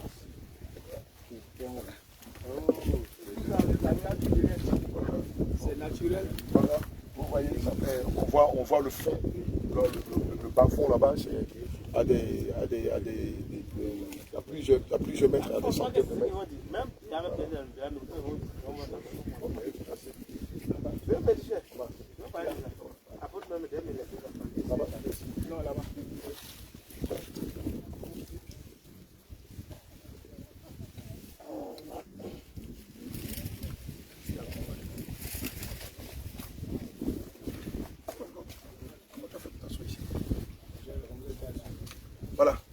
Donc le direct continue. Voilà, je tiens à rappeler que nous sommes avec le bien-aimé Élie. Il fait partie des trois héros qui, par la grâce de Dieu, nous ont invités pour apporter le réveil ici dans la ville de Touba et en l'occurrence dans le village de Fala où nous sommes. Nous sommes sur la deuxième montagne de Fala, une montagne qui est très élevée. Nous sommes là depuis ce matin et il est en train de nous donner le parcours de sa vie. Alléluia. Et évidemment, il tombe sur l'un des éléments de la doctrine, de la sainte doctrine qui dit que la femme ne peut pas être pasteur. C'est un choc entre son église et lui. Le bien-aimé Paul l'en informe par téléphone et il est choqué. Pourquoi? Parce que sa femme présidait le culte. Parce que lui-même, naturellement, avait grandi dans des communautés religieuses où il avait vu plusieurs femmes pasteurs, plusieurs femmes dites pasteurs. Et évidemment, ça va être un choc culturel. Et donc, il nous en parle. Alléluia. Et Dieu, par sa grâce, a permis que mes deux frères et moi, on puisse vraiment s'unir dans la prière à distance et aussi se réconforter aussi par la grâce de Dieu. Et c'est dans ça maintenant, le frère Mouré en question, il va envoyer sa femme sur Boaké. Et maintenant, c'est elle maintenant qui va aller faire le rapport de tout ce qui se passe ici. Et le vieux en question, l'apôtre qui est à Boaké, il m'appelle, il me demande, Élie, qu'est-ce qui se passe là-bas? Il dit, rien ne se passe. Il dit, est-ce que l'église ça va bien? Il dit, ça va très bien. Ah, mais tout le monde est là. Il dit, tout le monde est là. Puisque moi-même, j'étais en train de répondre à ces questions, mais il ne savait pas qu'il y avait un couteau dans mon dos. En tant que cette dame, elle allait diffamer réellement beaucoup de choses. Une femme pasteur? Oui, non. Elle n'est pas pasteur. Au fait, elle présidait aussi comme ma femme aussi, par moment. Et elle était la femme de ce frère, frère Mouré là. Donc il s'est trouvé que quand elle est arrivée, vraiment tout ce qui n'était pas à rapporter, c'est ce qu'elle a rapporté. Et je peux dire, c'est depuis là qu'au nous on va savoir ce qui était dans notre dos, puisque c'était dans la même mission. Il y a un petit qui va à l'école là-bas. C'est lui maintenant qui va appeler sa maman pour lui dire que, ah, vous voyez des choses, une femme qui est quittée dans l'église de pasteur Élie, vraiment, tout ce qu'elle dit là, vraiment, je sais qu'il y a du faux dedans. Et c'est là, sa maman va appeler sa petite soeur pour lui demander, à l'église là-bas, est-ce que ça va? Elle dit oui. Elle dit, est-ce que ça va? Elle dit oui. Elle dit, ah, il y a une femme qui est quittée là-bas. Vraiment, elle a envoyé votre nom, toi et ton mari, à Boaké. Et c'est dans ça maintenant, le vieux, l'apôtre, qui va décider de venir vraiment me voir. Et voir l'église. Il quitte Boaké. Oui, il quitte Boaké. Et de justesse, maintenant, il va appeler réellement l'homme de Dieu qui est à Lakota aussi, qui est le beau à ma femme. Et à ma grande surprise, lui m'appelle. En temps déjà, tous ceux qui étaient à lui, ils étaient déjà au courant de sa venue. Puisque nous, on n'était pas au courant, c'est comme déjà, on était déjà divisés. La victime est voilà, toujours la dernière personne à savoir quelle est la victime. Et c'est par là maintenant, on va être informé pour dire que je viens. Il dit, bon, il n'y a pas de souci. Comme vous venez, comme vous êtes en train de venir, on vous attend. Et lorsqu'il est arrivé, lui, avec le pasteur avec qui il est venu, vraiment, il lui a dit de me poser la question de savoir qu'est-ce qui se passe ici. Il dit, le vieux, ça va très bien, tout va bien. Il dit, bon, comme tu dis, ça va très bien, dis réellement aux frères que samedi, il y a une réunion qu'on doit croiser à l'église. Et c'est là moi il lui ai dit que le samedi, là, c'est le jour de marché. Et que les jours de culte, là, c'est mieux placé parce qu'il y a des frères qui sont au campement et ils peuvent venir. Là, tout le monde sera là, puisque les choses se sont passées devant tout le monde. Donc, bien avant qu'on va arriver à ce niveau, l'homme de Dieu va arriver. Et c'est là maintenant, quand il a donné l'annonce et l'enseignement de la sainte doctrine à l'église, vraiment ça a été un boom. Ah oui, la fracture. Et le même dimanche, on s'est séparés sans se saluer. Parce que chacun est parti de son côté. Et maintenant, poussé par l'esprit encore, le mercredi, il dit, bon, j'ai ramené encore les mêmes choses, puisqu'on avait un temps d'enseignement. Donc, j'ai ramené encore cela. Et j'ai posé la question pour savoir qui est pour l'enseignement. Bien aimé, voilà ce qu'il est dit dans le livre de 1 Timothée 4, versets 1 à 3. Mais l'Esprit dit expressement que dans les derniers temps, quelques-uns abandonneront la foi pour s'attacher à des esprits séducteurs et à des doctrines de démons, par l'hypocrisie des faux discoureurs, marqués au fer rouge dans leur propre conscience. Ils prescrivent de ne pas se marier et d'abstenir d'aliments que Dieu a créés pour qu'ils soient pris avec action de grâce. Par ceux qui sont fidèles et qui connaissent la vérité. Alléluia. Bien aimé, évidemment, l'église Nias qui était ici va découvrir pour la première fois la saine doctrine. Et comme Jamal le dit, cela va provoquer une fracture. Et c'est là où on voit qui sont ceux qui sont les réels fils de Dieu et ceux qui sont les fils de Pharaon. Tant que la saine doctrine n'est pas prêchée dans votre communauté, vous êtes tous des religieux, vous êtes tous des pharisiens. Alléluia. Et évidemment, l'homme de Dieu, saisi par le Saint-Esprit, va présenter quelques éléments de la saine doctrine. Ça va créer une fraction dans leur communauté, jusqu'à ce que l'apôtre lui-même soit appelé, qu'on le diabolise, qu'on le salisse, et qu'il y ait une grande réunion le concernant. Lui, le bien-aimé Paul et le bien-aimé Ézéchiel. Et je peux dire, bien avant que l'apôtre n'arrive, vraiment, les frères, je leur ai posé la question, qui est pour l'enseignement qui est donné? Vraiment, j'ai vu les mains qui se sont levées. Et j'ai vu les mains qui n'étaient pas levées. On va les compter au bout de toi, les mains qui s'étaient levées. Et c'est dans ça maintenant, beaucoup m'ont posé la question. Auparavant, toi tu dis que la femme doit présider. Et puis aujourd'hui, tu nous dis que la femme n'a pas le droit de présider. C'est là que je vais répondre pour dire que c'est des erreurs. Bien sûr. Je reconnais que j'ai fait des erreurs. C'est l'ignorance qui m'a mis dedans. Le pardon est Mais et c'est là ils m'ont posé la question pour savoir pourquoi c'est aujourd'hui, toi tu viens nous dire que la femme n'a pas le droit de présider. Et dit les frères, vraiment, tous les vous dites là, c'est la vérité. La question qui est venue, c'est des erreurs qu'on était dedans. Là où par le passé, nous tous on était, c'est les mêmes enseignements qu'on a reçus. Et raison pour laquelle on vous a inculqué les mêmes enseignements. Mais Dieu, par sa grâce, le Seigneur nous a révélé la vérité. Il fallait que nous revenons à la classe de départ pour pouvoir s'humilier, pour vous dire ce qui est là. Donc la femme n'a pas le droit réellement de présider réellement je peux dire une assemblée de culte des saints. Donc il faille que vraiment nous revenons dans les Écritures. Et chacun a donné son avis. Ceux qui pouvaient rester avec moi, je les ai connus. Ceux qui pouvaient aussi se détacher, je les ai connus. Et c'est par là maintenant, les autres sont restés chez eux à la maison pour prier. Et les frères aussi qui sont avec moi aujourd'hui, ils sont restés avec moi au temple. Et on est resté là. Et c'est là maintenant l'apôtre va venir. Et quand il va venir, là il va appeler lui de Lakota pour réellement cette réunion. Et vraiment quand lui de Lakota m'a appelé, j'ai dit c'est bien que tu es venu aussi. Là au moins, je sais qu'on va bien réellement s'expliquer et puis on va bien terminer l'affaire. Parce que déjà l'apôtre, je connais sa gamme, je connais sa manière de réagir.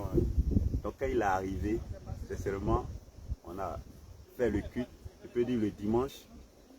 Et l'homme de Lakota a enseigné sur la sanctification, sur l'amour. Et c'est là maintenant, en plein milieu de culte, il va prendre le micro pour dire que vraiment, lui souhaiterait que si l'homme de Dieu Élie qui est là, il y a dans l'assemblée quelqu'un qui a quelque chose contre lui, vraiment qu'il vienne auprès de lui pour lui demander pardon. Et que l'homme de Dieu lui-même vienne se mettre au milieu là. J'étais arrêté. Je suis allé, mais à cause de l'obéissance, je suis allé au devant de lui. Mais en même temps, il y a une voix qui me dit retourne à ta place. Parce que actuellement, tu ne sais pas à qui tu as fait. Personne ne t'a dit que tu as eu problème avec lui. Donc il faille que vous finissiez de faire la réunion d'abord. Après la réunion, là tu sauras à qui tu as fait, du tort. Et c'est par là maintenant, tu peux demander pardon à quelqu'un ou bien ne pas demander aussi pardon. C'est une belle sagesse du Seigneur. Et c'est là j'ai mis la parole au devant de lui et on était obligé de faire ce que j'avais dit. Mais lorsqu'il était en train de nous exhorter aussi, il a appuyé pour dire que ici, maintenant il y a des églises aujourd'hui qui enseignent que la femme n'a pas le droit d'enseigner. Et que lui, maintenant, en tant qu'homme de Dieu, il a sa fille qui a construit un camp de prière. Or, auparavant, lui, il nous disait que ceux qui construisent les camps de prière sont des synagogues de Satan. Mais ce même jour, il fait sortir. Mais comme il fallait qu'on calme le jeu, on a tout compris, on a laissé aller la sagesse de Dieu pour ne pas réellement dégrainer beaucoup de choses. Et on l'a laissé dire tout ce qu'il pouvait dire. Et c'est là maintenant on s'est réunis. Et il va poser la question pour dire que vraiment les hommes de Dieu l'ont envoyé pour qu'ils viennent voir l'état de l'église. Et il y avait un pasteur qui était avec moi qui était malade. Donc c'est comme il est venu le chercher pour qu'ils vont le retourner avec. Donc c'est dans ça maintenant. Et les frères vont lui poser la question sur l'enseignement des femmes. Il a dit que lui, il ne peut plus prier pour ça. Parce que Dieu lui a déjà dit de oindre ses filles qui sont des pasteurs, des prophètes, des prophétesses, pardon, et que vraiment, lui n'a plus le droit de revenir sur cette réellement pensée des hommes. Penser que nous, on s'est dit que aujourd'hui la femme n'a pas le droit d'enseigner. Wow. Et que ça ne vient pas de Dieu. Et que lui, il est prêt pour prendre l'enfer de toutes les femmes qui prêchent. Jésus, ah bon? Je le dis au fort. Il s'est maudit lui-même. Oui. Et il dit qu'il est prêt à le faire. Il est prêt. Il y avait des témoins. Les Amos sont là. Il s'est fermé la porte du ciel à jamais. Ils sont là. Et il s'est lui-même fermé la porte du ciel. Quand il a dit ça, il a claqué la porte, il est sorti. Et on est restés tous au temple. En temps, les frères en question, eux aussi, ils ont commencé à sortir. C'est là qu'il dit à l'homme de Dieu de Lakota, tu vois, la réaction d'un homme de Dieu n'est pas de la sorte. Tu es venu pour réunir 2 enfants. Les 2 enfants sont en palabre, et puis tu les laisses se tuer, et puis toi tu sors. Ça, je ne crois pas que c'est l'image d'un père qui aime ses enfants. Et j'ai senti ce jour-là que j'étais rejeté du coup. J'étais humilié. Comme le Seigneur Jésus a été rejeté. J'ai été humilié ce jour-là. Parce qu'il a préféré suivre la voie de ceux que j'ai suggéré, les envoyer dans la voie, je peux dire, normale. Et ces personnes-là que j'ai aidées, ces personnes-là que j'ai soutenues, c'est ces personnes-là qui s'est réellement alliées à eux pour pouvoir réellement me combattre. Quand on a fini la réunion, je n'ai plus ouvert ma bouche encore pour dire quoi que ce soit. Quand bien même qu'il était chez moi à la maison, il n'est plus parlé de quoi que ce soit encore qui va réellement peut-être la mener à s'affoler contre moi.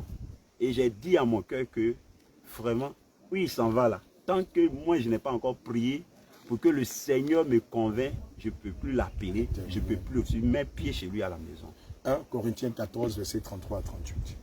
Car Dieu n'est pas un Dieu de désordre, mais de paix. Évidemment, toute église où une femme est pasteur, c'est une église de désordre. Comme dans toutes les églises des saints. Donc toute église où une femme est pasteur n'est pas une église des saints. C'est une église de ce que tu sais. Que les femmes se taisent dans les assemblées, car il ne leur est pas permis d'y parler. Ici, parler, c'est prendre autorité et enseigner, présider. Ce n'est pas le rôle de la femme, ça.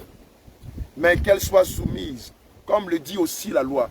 Bien aimé, voici notre caractère, aussi la loi. Paul bien parle de la loi. Paul nous parle ici de la loi. Paul ne parle pas dans la chair. Paul ne parle pas de lui-même. Paul ne parle pas avec un esprit d'ivresse. Paul est poussé par l'Esprit de Dieu. Poussé par l'Esprit de Dieu. Rappelle que sa loi avait interdit formellement aux femmes de prendre autorité dans la tente d'assignation, dans le lieu saint. Et que c'était les hommes qui étaient appelés au sacerdoce, non pas les femmes. Alléluia. Si elles veulent s'instruire sur quelque chose, qu'elles interrogent leur propre mari à la maison. Car il est malsain à une femme de parler dans l'église. Et l'apôtre Paul de dire, est-ce de chez vous que la parole de Dieu est sortie? N'est-ce pas que la parole de Dieu vient d'Israël? Ou est-ce à vous seul qu'elle est parvenue? Si quelqu'un croit être prophète, ou inspiré, qu'il reconnaisse que ce que je vous écris est un commandement du Seigneur. Est un commandement du Seigneur. Donc Paul, ici, dans le passage de 1 Corinthiens 14, 33 à 38, fait ressortir 2 points. 1. Les lois de Dieu. 2. Les commandements de Dieu. Donc quand on dit que Paul s'adressait qu'aux Corinthiens, c'est faux. Les lois de Dieu ne s'adressent pas qu'aux Corinthiens, mais les lois de Dieu sont universelles et elles s'adressent à toute l'humanité. Les commandements de Dieu ne s'adressent pas seulement qu'aux gens de Corinthe. Les commandements de Dieu sont universels et s'adressent à toute l'humanité. Et c'est ce que l'apôtre Paul est en train de dire, comme dans toutes les églises des saints. Alléluia. Et je peux dire que c'est là il est reculé sous Baké. C'est là les choses encore vont s'empirer encore pour moi. Parce que on était resté un noyau. Avec ceux qui étaient là, les frères, on s'encourageait. Mais il y avait déjà une déchirure. Et il y avait un trouble même qui était là. Et à la suite de cela, un jour, il y a un frère, le frère David, qui m'a approché pour dire, homme de Dieu, vraiment, vous voyez des choses que j'entends dans le village. On dit que tu as enceinté une soeur de l'église. Et dit, frère, vraiment, que Dieu te bénisse. Que Dieu te bénisse. Parce que Dieu te bénisse. Parce que ce que tu as fait, c'est avec ton courage, tu l'as fait. Donc je rends gloire à Dieu pour ta décision que tu as prise pour venir me voir. Parce que si tu ne m'aimes pas, tu n'es pas venu me voir ici. Donc c'est dans ça maintenant, il lui a dit que, regarde, les enseignements que je lui donne ici, toi-même tu vois ces enseignements-là. À quoi bon d'agir de la sorte? Que tout cela c'est des mensonges. Et que je ne peux pas agir de la sorte. Il a dit que vraiment, c'est une affaire qui a déjà pris tout le village. Il a dit que le village comprenne ou quoi, l'essentiel, moi c'est Dieu, je regarde. Voilà, c'est lui qui est mon justicier, c'est lui que je regarde. C'est là maintenant, je vais appeler le frère même qui a sa femme, que j'ai enceinté. Lui-même n'était pas au courant aussi. Voilà, je n'ai pas compris. Attention, que les gens disaient que tu avais enceinté. Oui, une sœur de l'église. D'accord, mais tu n'as pas enceinté. Non. C'était les rumeurs qui disaient cela. Puisqu'ils ont déclaré que son ventre c'est caillou et qu'il ne pouvait pas sortir d'enfant dedans. Mais Dieu, par sa grâce, par la prière, le Seigneur a opéré le miracle. Parce que c'est ceux qui ne s'attendaient pas à cela. Ils croyaient cela impossible. Donc c'est dans ça maintenant l'accusation va venir. Et que son mari n'était pas homme. Et que son mari n'avait pas le temps. Donc c'est moi le pasteur qui a agi de la sorte. Voilà. C'était les rumeurs qui couraient dans le village. Et ça a pris tout le village. Et vraiment, quand j'ai compris cela, homme de Dieu, ça a été encore un poids sur ma tête. Évidemment, ça t'a ébranlé. Et ça devient un deuxième poids encore. Ah, imagine-toi encore, je vais m'engager dans la saine doctrine, mais à quoi bon de m'engager et puis voici des rumeurs, voici des situations, des fausses mais accusations. je ne sais pas, est-ce que vraiment ce que j'ai pris comme décision, est-ce que ça vient de Dieu? Vraiment, j'ai appelé mes frères pour leur dire, ils m'ont dit vraiment, prends courage parce que c'est Dieu même qui est en train d'agir de la sorte. Il faille que le diable soit dérangé dans son monde pour qu'il puisse te troubler, pour ne pas que tu continues d'aller avec le Seigneur dans cette voie de la sainteté. Et maintenant, les frères qui se sont séparés de nous, maintenant ils vont s'appuyer maintenant pour dire non, comme ces frères ont vu que j'ai enceinté la soeur, raison pour laquelle ils voulaient parler cette affaire et puis je n'ai pas voulu, ils ont préféré se scatter. Maintenant, on ne parle plus de la saine doctrine, mais on parle de l'encrochissement qu'il a fait. La grossesse, voilà. La fausse accusation. Oui. Donc, c'est par là maintenant les choses vont commencer. Mais je bénis Dieu aujourd'hui parce que ma femme, elle a été un soutien pour moi. Alléluia. Elle a été auprès de moi pour me réconforter. Parce qu'elle sait que depuis 2008, on est mariés. Vraiment, il n'y a pas eu de trahison au milieu de nous. Et c'est par là maintenant, Dieu, par sa grâce, va permettre que je parte sur Bassam pour ma délivrance. Et en ce temps, vous étiez déjà parti au Maroc. Et étant à la délivrance, l'homme de Dieu, l'apôtre Jean-Paul, Jacques, c'est là qu'il m'a donné un programme de 1 semaine. J'étais au 6e jour, un matin. En même temps, la voix me dit, il faut demander pardon à réellement l'homme de Dieu avec qui vous êtes séparés. Parce que si tu ne l'appelles pas pour lui demander pardon, ta délivrance ne sera pas complète. Vraiment, ça faisait presque 6 mois on s'est séparés, pas d'appel, pas de communication.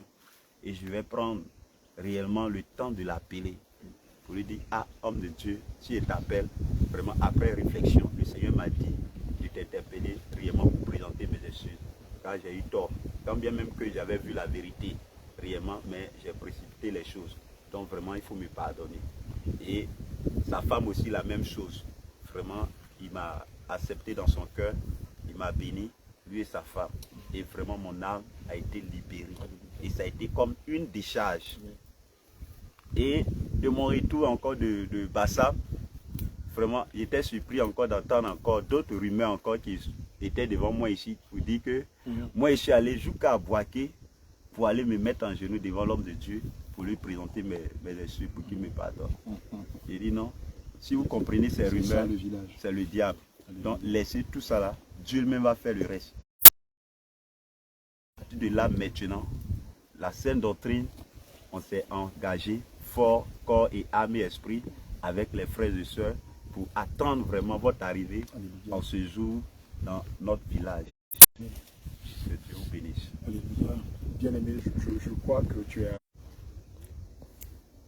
Alléluia. Bien-aimé, l'homme de Dieu, le bien-aimé Élie nous a présenté le parcours de sa vie qui était semé d'embûches, de trahison, de méchanceté. Il est tombé dans l'impudicité. C'est bon. Alléluia. Bien-aimé, l'homme de Dieu a fini de rendre son témoignage. J'étais jonché de beaucoup d'expériences comme beaucoup de jeunes de son âge. L'alcool, le sexe, l'impudicité, le mensonge, le vol. Voici un peu le lot de péchés qu'il a embrassé, qu'il a connu durant son parcours. Un moment, évidemment, il s'est ressaisi. Ses frères, le bien-aimé Ézéchiel et le bien-aimé Paul, vont lui dire qu'ils ont découvert la sainte doctrine. Ils vont lui en parler en lui présentant 1 Corinthiens 14, verset 33. Ça va être des choses que Dieu a dit. Évidemment, il dit le passage. Le Seigneur le convainc, il en parle à l'église où il était, avec un pasteur avec lequel il travaillait. Évidemment, c'est une déchirure complète. Et évidemment, lui et Ézéchiel, à la limite, sont lapidés comme Étienne a été lapidé par des pierres. Tout le village se retourne contre lui. Et le diable ne s'arrête pas là. Une rumeur éclate dans le village, comme quoi qu'il a engrossé l'une des bien-aimés de l'église. Voilà. Et la rumeur va bon train, prendre tout le village. Alléluia. Et donc, cette rumeur va l'accuser d'avoir engrossé une des membres de l'église, ce qui était archi faux. Voilà. Et dans la foulée, il va à Bassam, il va à l'école de la Sainte Doctrine. Il rencontre l'apôtre Jean-Jacques qui file. Alléluia. Et donc, il va être accusé injustement. Il va à l'école du Saint-Esprit, à Grand Bassam, il rencontre l'apôtre Jean-Jacques, qui le met sur une semaine de jeûne et prière. Le Saint-Esprit se révèle à lui et lui demande d'appeler son apôtre, celui qui est à Boaké. Et alléluia. Et donc, le 6e jour de son jeûne, le Seigneur va lui révéler qu'il devait se réconcilier avec l'apôtre qui dirigeait l'église de Mias. Et